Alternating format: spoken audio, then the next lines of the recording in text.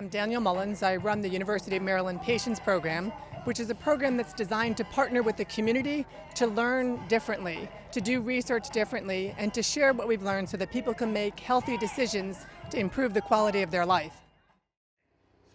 One of the great things about the Patients Program is as we become more involved with the community is asking us to come and to share how we do things, to share information about how people can improve their health, but also just to come and get to know the community so that as we continue to do research differently, we do it in an authentic partnership with the community based upon their needs and their questions.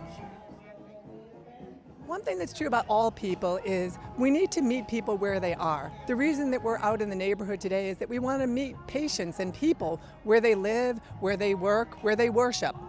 A lot of researchers don't know how to do that, and I laugh because it's as simple as walking out into neighborhoods and meeting people where they are.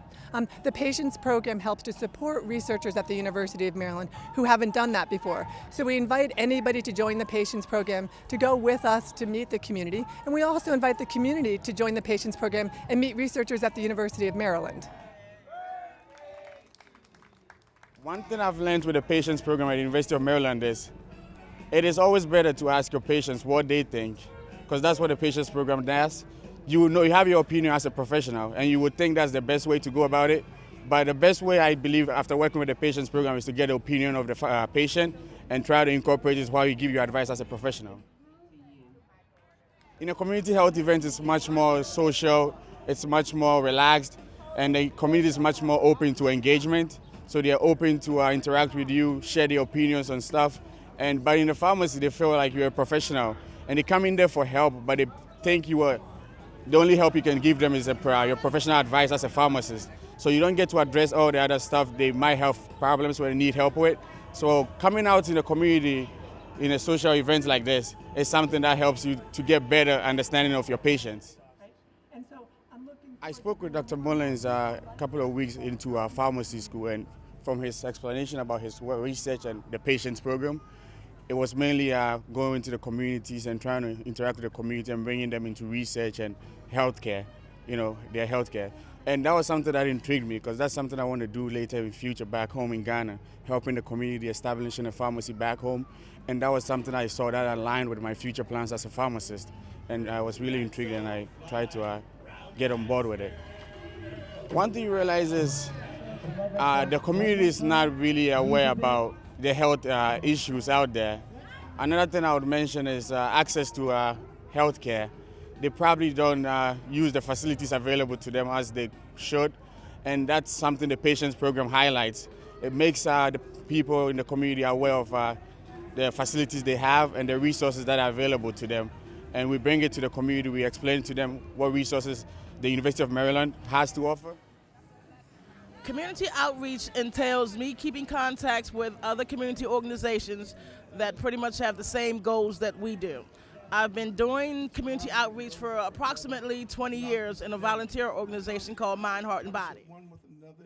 Usually with other organizations, they may have an assortment of other issues that they're trying to hit, or they may be focusing on one illness or disease in particular. Our program is focusing on 5. Hypertension, diabetes, cancer, HIV/AIDS, and mental illness. As far as researchers are concerned, I think the best thing or the most novel approach that they can take is to be patient, to also listen to what the community is saying to them. As far as the community, they need to become more involved in in advocating for their health. They need to find out the answers to the questions that they have, and they just need to be more involved.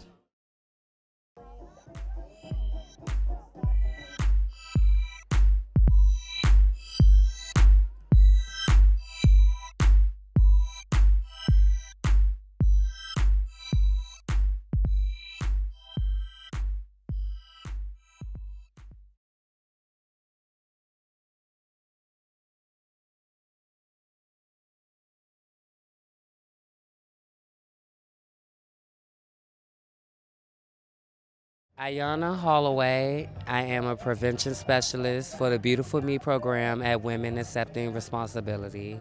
A little bit about the Beautiful Me program. Our program targeted population is transgender women ages 13 to 29, but we do not turn anybody away.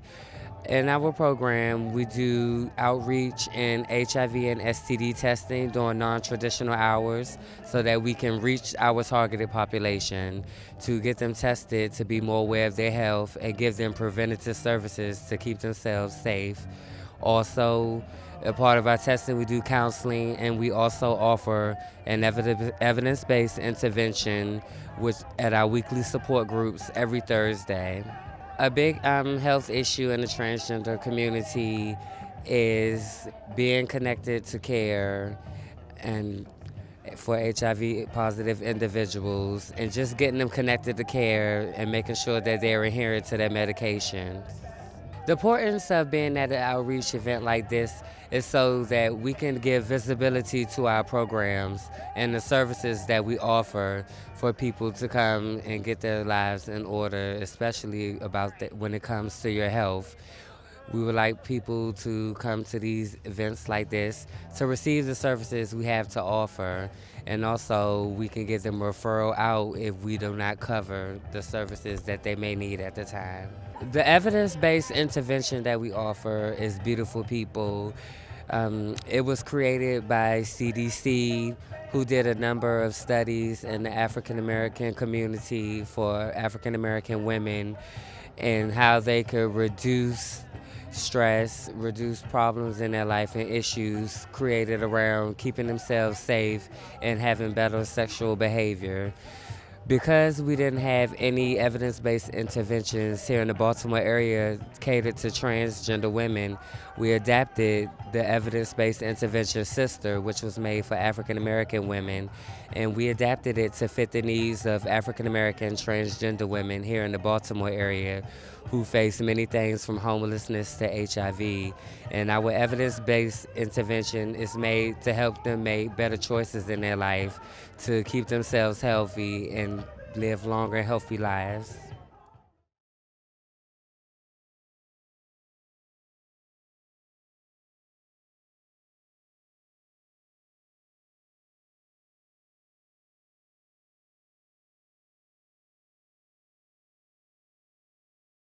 People have HIV and don't know that they have it until they get tested. A lot of people, once you mention anything about HIV, they kind of sort of get scared about it. But once I give the basic demographics of HIV and its prevalence in the community and give statistics about HIV and how it affects our community, people kind of sort of give in to the process of wanting to get tested once I convey to them that it is a confidential HIV testing and that all information conveyed to us will be confidential. All of our HIV testing we do here at Women Accepting Responsibility is confidential. All clients must sign a written consent form giving us permission to test them for HIV and any other STD or STI that they have. It's a very, very, very simple process, but we do the prick of the finger. We do the prick of the finger because it's blood, and it's a 99.9% accuracy. The prick of the finger to me is very, very, very effective because, of course, the blood don't lie, and it tests the blood for the antibodies that causes HIV. So, when you convey to the clients or the people that come on our mobile van, as you can see right here, and get tested, I usually give them or make them feel comfortable. And, I test them. The result comes like a minute and a half. And as in my trainings of testing, CTR, we give the client the test result right then and there. If the client comes positive, we then do a confirmatory, which we send to the Baltimore City Health Department, and the Baltimore City Health Department confirms that the client is positive. Always, always, always, whether a client tests positive or negative, I always talk prevention and condoms. When we get the preliminary positive, I do all of the prevention aspects, and I kind of sort of get the client to walk me through their sexual activity. When we send it to the health department, and the health department gives us the confirmation that the person is indefinitely positive, then they handle that part. But I still do follow-ups with the client and helping them get the best services possible, once a person is revealed that they are HIV positive. Education is the key to anything, and in the African American community, a lot of people do not educate themselves about its prevalence in our community. So it's my job as being a community leader, an advocate, to get the word out there to the people, to help them get and maintain that comfortability of coming to get tested. It's important to listen because people come on our van to our organization broken, and me giving a little bit of me to them, sometimes in some cases, we are their family. We help them learn to love themselves.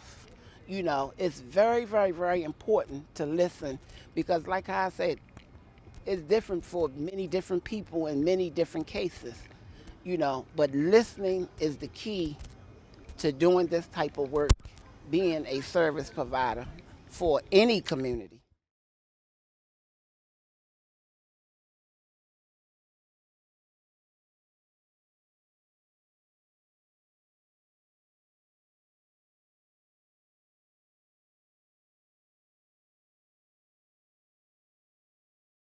Hi, I'm Toni Poland. I'm an associate professor at the University of Maryland School of Medicine, and I run the Personalized Diabetes Medicine program. Toni, a lot of people hear that there are two types of diabetes, type 1 and type 2, but you've told me there may be more than two types of diabetes. Tell me a little bit more. Sure. Well, first of all, the types of diabetes that most people are familiar with and most people do have are type 1 and type 2. But even that is a little bit misleading because actually type 2 has really kind of a lot of different things that could be going on. So in a sense, type 2 even is a lot of different diseases. But there are also people who don't have type 1 or type 2. They have a variety of different specific types of diabetes, and a lot of those types of diabetes fall into the category, maybe 1 or 2% of all people with diabetes, the category called monogenic diabetes. So what does monogenic diabetes mean? What it means is that it's a very genetic form of diabetes, and the genetics are different than other forms of diabetes. So genetics and family history play a role in just about all diabetes. And if you have type 2 diabetes in your family or type 1, you're more likely to get it, especially type 2 runs in families. But monogenic diabetes is different because instead of being caused by kind of a complex mixture of genetic factors and lifestyle factors, it's pretty much caused by a change in one single gene in a given individual. Because knowing that you have one of these specific forms of diabetes caused by a change in a specific gene can actually influence what kind of treatment you get for that diabetes and what treatment is most effective. So the real value and power of genetics largely lies in understanding what the genetic changes are, therefore what the changes in the body are and what's causing them, so that you can directly target those changes with how you treat the disease. Is diabetes something that if my relatives have it, I'm more likely to have it? Absolutely. Anybody related to you by blood does mean that you're more likely to have diabetes. However, depending on the type of diabetes, genetics may or may not completely tell the whole story. Children can pretty much have any type of diabetes. Now, most children we think of as having type 1 diabetes. That's a type of diabetes where the immune system starts to destroy the body's cells that make insulin, and that's called type 1 diabetes. We used to call it juvenile diabetes. We don't call it juvenile diabetes anymore, in part because it turns out that it can affect people who are not children. But also, children can get type 2 diabetes, particularly if they are overweight and sedentary. But that's not even really the whole story, because besides being able to get type 1 diabetes or type 2 diabetes, some children with diabetes don't actually have either of those types. They actually have a single gene form of diabetes. And so you may assume, and the danger sometimes, or the concern is that you may assume that they have type 1 diabetes. And if a person has type 1 diabetes, then you start giving them insulin injections. If a child doesn't seem to be producing insulin, then giving the child insulin makes sense. However, you might be able to give the child even better treatment that's safer, that's more effective, that directly targets the problem. If you knew, for example, that child actually could make insulin but needed a different drug, a safer oral drug, to actually help the child to release that insulin into the bloodstream. So if I want to ask my doctor to make sure that my child's receiving the right treatment for their specific type of diabetes, what questions should I ask my doctor? You could ask your doctor if the doctor thinks your child has monogenic diabetes. You can also ask your doctor if your child has had testing for certain types of molecules called antibodies that distinguish between type 1 diabetes and type 2 diabetes and other types of diabetes. Whether the child has had a test called C-peptide. If the child is on insulin, then the C-peptide test can tell you if a child who is taking insulin is also producing insulin on his or her own. So those are the kinds of things you could look at. There are also a couple of reputable websites that you can use to try to find the information.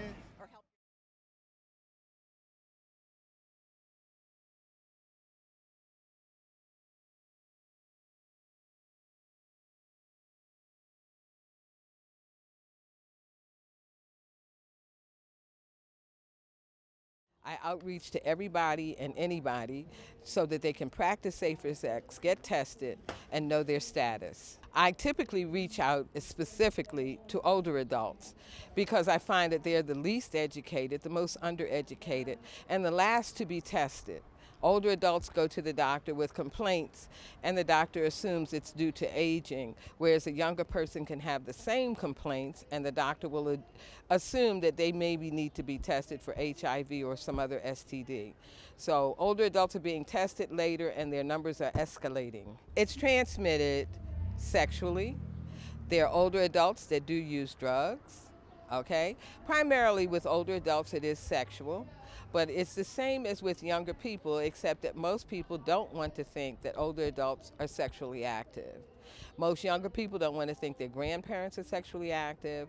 Most doctors are younger than their older patients, so they don't stop to ask the same questions. Are you sexually active? Have you practiced safer sex?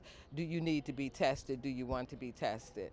So it's a big problem in that the doctors don't outreach to older adults about safer sex and sexual practices. When I finished speaking and I disclosed to them that at age 59 I was diagnosed HIV positive, I'm now 68 years old. And when I explained to them how I contracted the virus through unsafe sex, then they all understand that maybe they need to be tested. I don't ask anybody's business. I only suggest that they get tested. I have a tester with me, and they don't hesitate to get tested. I wasn't angry, upset, or bent out of shape when I was diagnosed because I knew I had been exposed. I knew there was a risk that I did have HIV, unlike most people. The person I was with, we had known each other for 40 years. We went to high school together. We grew up on the same block. And so we began a relationship. We were both in our 50s. I was widowed. His wife had left him. I was depressed because I was still grieving my husband, and he was in a bad place. So we were just two old friends leaning on each other. Consequently, we eventually had sex, unprotected sex, and he did not know how to disclose to me his status. Fast forward a couple of years, and he gets sick with pneumonia, and I asked a very important question: are you HIV positive? And he was honest and explained to me he just didn't know how to tell me for fear I too would leave him as his wife had. So I understood when I was tested that I was positive, but I would not die, that I could live a good life. And I immediately went into treatment. Get into treatment, stay safe, practice safer sex, and you will have a good life. HIV is not an end all. It's just an illness that has to be dealt with like diabetes and high blood pressure.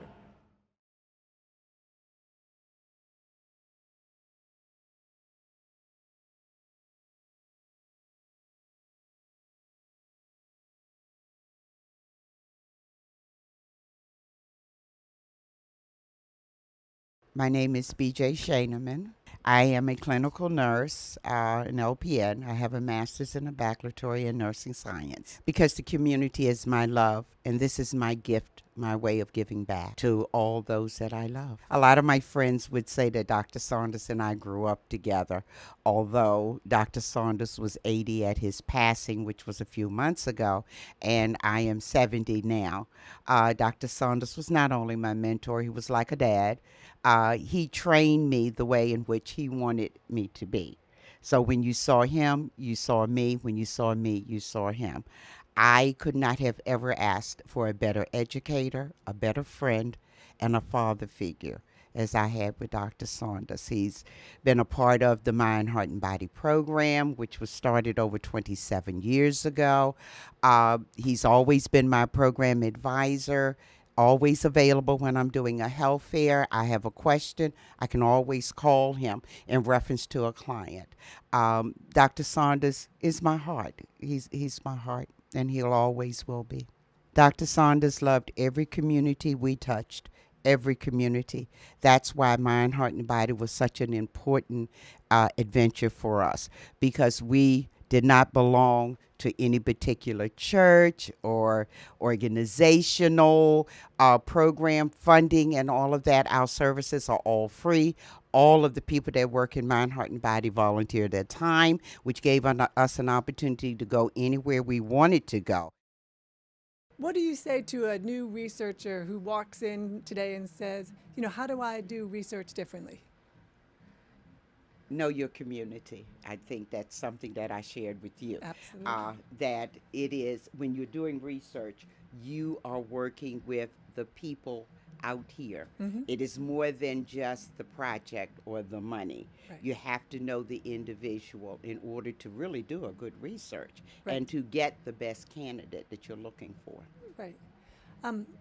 Sometimes people say, well, where do you find patients? And I laugh because at some point in our lives, all of us either are patients or we have family members who are. Mhm. So, how do we get researchers to realize, it's simple. It is about being genuinely interested in people. That's it. That's it. And I know for years when I did research for Dr. Saunders, the type of event that we are having today, Mhm. I'm doing blood pressure and diabetes screening, and people with elevated blood pressures or diabetes, Right. they were given an appointment to come into my office for their management of care.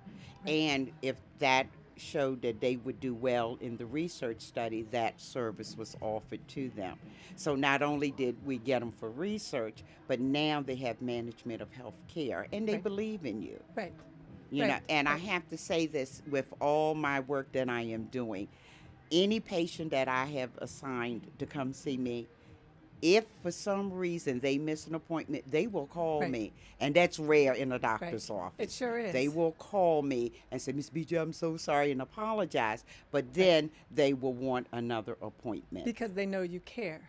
There's a way of educating a person, but getting on a one-to-one thing. I Okay. often, when I work with clients, say if I'm working with somebody with cancer, I will say to them, you're never by yourself. I'm a two-time cancer survivor, and they Right, go, right, what? right. Or when I'm doing working with people with heart disease, and I'll go, yep, see my scar. Right. And they go, because one of the things is that Right. you are a nurse, Right. you are a health provider. How in the world Right. did you end up Right. having diabetes or high Right. blood pressure or Right. heart disease? Right. Now I've got them on the hook. Right. Because now we have a partnership we both Okay. share. I want to say that a lot of times we use the excuse, I will be all right. I know I Okay. did. Okay. I kept saying, I'm fine. I'll get over it. But I kept pushing. I kept pushing. And the interesting thing for me, and I'm still trying to figure this out, when I had to have my triple heart bypass and a flip, I never was sick. Partying, having a good time and all that. Right. Never got sick. Monday morning, went Sure. to the hospital for a simple Right. MRI for my arthritis. And they Right. gave me nitroglycerin, which Right. blew open my blood vessels Right. because they were so weak from my Right. arthritis, as well as cholesterol. And one of my surprises when my heart surgeon told me that my arthritis helped create my heart disease, I looked at him because as a nurse, I'm going, arthritis is a Right. bone disease. Right. And then he looked at me and he said, think about it, BJ. What is arthritis? I Right. had to realize that it is an autoimmune disease. Right. So when I am teaching and I say to my clients, I stand before you as a person with an autoimmune disease, they go, Right. what? Right. You got Right. AIDS? Right. Right. No. Right. Cancer is an autoimmune Right. disease, arthritis, gout. Right. I was born with lupus. Right. All of those are autoimmune Right. disease. But I always say, but look at me. I Uh-huh. am out here doing what I want Right. to do. And physicians do not encourage their client Right. to allow them to do what they want to do. And the other thing is, physicians call their clients patients. Right. You're not a patient unless Right. you're sick in the hospital. Exactly, And exactly. you've known me for years, and I taught you Right. that. Right. Whenever you're working with community people, they are clients. Right. They are not patients. Patients mean sick to Right. people because it is not fully explained to them that if you continue to smoke and continue to drink and your numbers continue to be extremely high, you could have, heart disease. You could have a stroke. Anything Right. can happen. Learning to listen, Mhm. is important. And I think we want to teach patients to ask good questions of their healthcare providers. Right. But we also want to teach healthcare providers and especially researchers how to listen, right? So Mhm. the University of Maryland Patients Program, one of our slogans is that we listen to the voices of patients and then we make sure that the patient voice is incorporated in how we plan our research, how we do our research, and how we deliver solutions back to the community. Mhm. How do we teach researchers and how do we teach clinicians how to listen to patients? It is going to be extremely hard because they are working against a time frame. You have 2 minutes for a patient and that's it. One of the little things that Dr. Saunders and I did to solve that problem was that I triaged all of his patients. Okay. Because as his clinical research nurse, but as a triager, I had the time to listen, Okay. to answer questions. You know what I mean? She can tell me things that she wouldn't tell the doctor. Right. Example, I will do her triage and I'll walk in and give Dr. Saunders her information, and Dr. Saunders will say to the client, and how are you feeling today, Miss Jones? Oh, I'm feeling fine, Dr. Saunders. Right. Right. You see, you Right. see what Right. she went from all these things that are going on with her to tell this little nurse, but when she Right. get in front of the doctor now, it's like the God complex. Right. Right. You know what I mean? And that is what destroys relationships.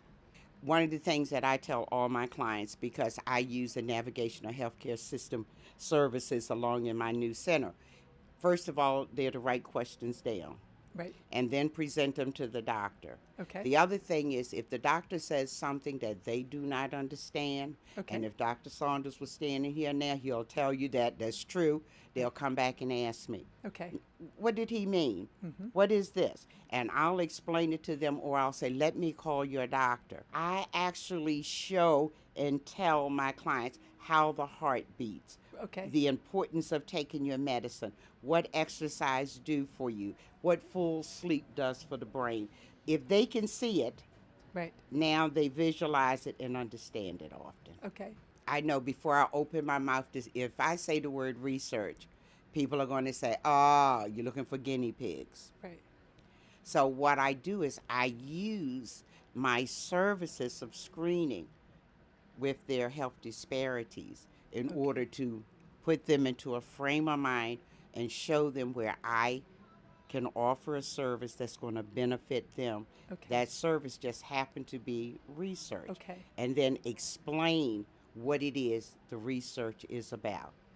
And give them an opportunity. I'm one of these people that I don't like to screen you and consent you today. Right. I want you to go home and think about Right. this thing, draw lines, and we will talk. Right. Because now I have given you that opportunity to prepare yourself for this. Right. Well, this is part of the respect, right? The Right. respect for humans You got to is have saying it. that if we're really talking about informed consent, I should be able to think about my decision in more than 15 minutes. Yes, Right. yes. And I think that's part of the reason that patients sign up and then drop out of research Right. is they didn't really want to be in it, but they didn't have time to think through it. You Right. need to, whenever you're approaching a research client, those people need to be approached like they're gold.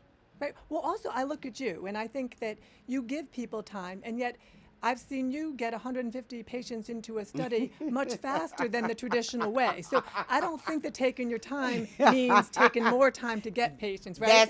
That's Right. faith. That's faith. My clients, once they do a research study with me, most of the time they're calling me, Miss BJ, what do you have available? right. That is faith. Well, this is the vision that I have, is that more patients would understand that research is how we find cures, how we find medicines that make people feel better. And I think if more people took the time to partner and to listen, you know, and to be honestly interested in patients, that more people would be able to do research the way you do research. Yes, BJ. that's true too. But I'm going to say this. A lot of times the client is not hearing, as you know, and I've Right. taught you this. Sure. They're not hearing that we're doing this for Right. the future of saving lives and, Right. and all of that. Right. We're doing this because you have this problem, and what we're doing with you, you never know, it may help your child, Right. your mother, your grandmother. Right. You know, and it may be something that is in, for example, your genetics. Continue to serve and do what you do best. Research is one of those things, and I'm an old researcher from 50 years worth, so it is important. But make sure you are aware of what it is that you are doing to yourself or allowing others to do.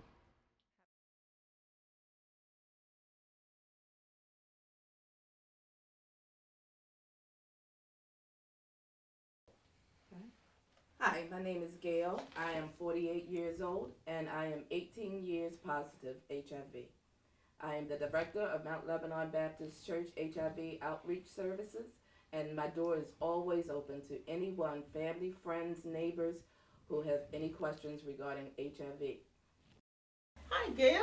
Hey, Laverne. Thank you for agreeing to see Oh, me. sweetie, anytime, I anytime. knew that if anyone could help me, you would be the one. Oh, thank you. It's about a friend of ours, Carolyn. Actually, this is a twofold visit. Okay. We're going to talk about Carolyn, we're going to talk about myself, trifold visit. And you're going to help me with my makeup. All righty, that's what I'm talking about. So, I got a call from Carolyn yesterday. And she told me that she just found out that she's HIV positive. But I'm concerned about her because she says she's not willing to go to the doctors because she heard about all these drugs that you have to take and how they make you sick now and you're in the bathroom all the time and you can't ever leave your house. Now, I know that you are HIV positive. Do you have any advice that I could pass along to her? Well, I would be free to talk to her anytime you wanted to. You're right. But what you can tell her is today is a whole new era as far as really? HIV medications. I'm on one pill a day, once a day. Wow. And with that one pill, I have no side effects whatsoever. So it's just like you get up in the morning and you take a vitamin. You know, but that being on that one pill has helped me be undetectable. So does that mean that everyone can just take one pill now? Well, no. If once they get into care and their doctor do a test to find out what strand of HIV they have, Right. then they will find the best medication for them, for Okay. that particular person. But the good news is, almost for any strand, there is a possibility that you can only take one pill. So I would highly recommend that she, get in care. It's not as bad as what she thinks. Once you have that primary care doctor, then he can actually work with you not only with your HIV medication, but with your general health as well. Okay. So, no matter what comes up, it's not like she has to go any specific place, but she can find someone who will treat her and help her with finding the right medication for her diagnosis. And she's also concerned about weight loss. Is that an issue these days like it used to be? No.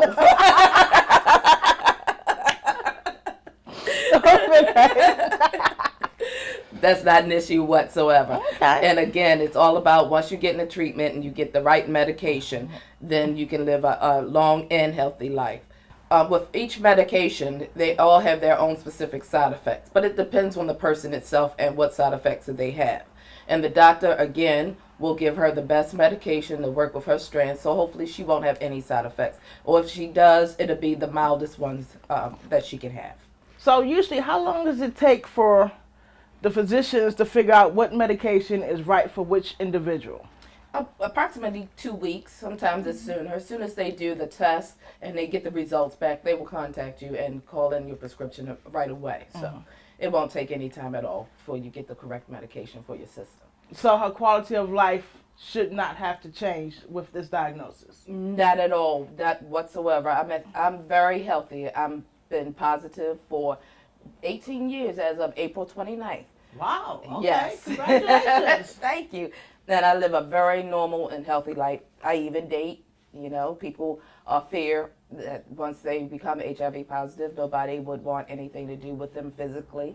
And I've dated people who are not HIV positive as well as people who are HIV positive. So I have a full dating life.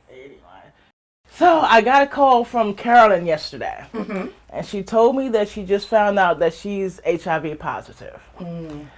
But I'm concerned about her because she says she's not willing to go to the doctors because she heard about all these drugs that you have to take and how they make you sick now, and you're in the bathroom all the time and you can't ever leave your house. Now I know that you are HIV positive. Do you have any advice that I could pass along to her? Well, I would be free to talk to her anytime you wanted to. Right. But what you can tell her is today is a whole new era as far as really? HIV medications. I'm on one pill a day, once a day. Wow. And with that one pill, I have no side effects whatsoever. So it's just like you get up in the morning and you take a vitamin. You know, but that being on that one pill has helped me be undetectable. So does that mean that everyone can just take one pill now? Well, no. If once they get into care and their doctor do a test to find out what strand of HIV they have, then they will find the best medication for them, for that particular person. But the good news is, almost for any strand, there is a possibility that you can only take one pill. So I would highly recommend that she, get in care. It's not as bad as what she thinks.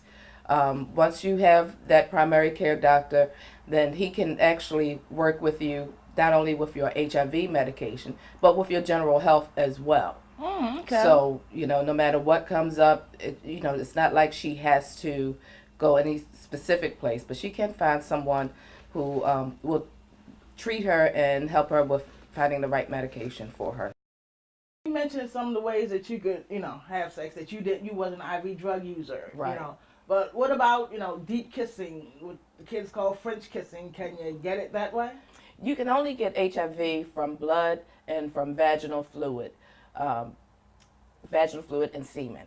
So those are the ways that you can get. So you can kiss. And if a person you just have to be careful.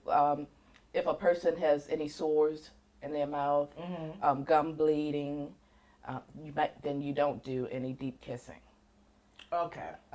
But you can kiss, you can hug, you can drink behind somebody. You don't get HIV from that. See, a lot of this I wasn't aware of.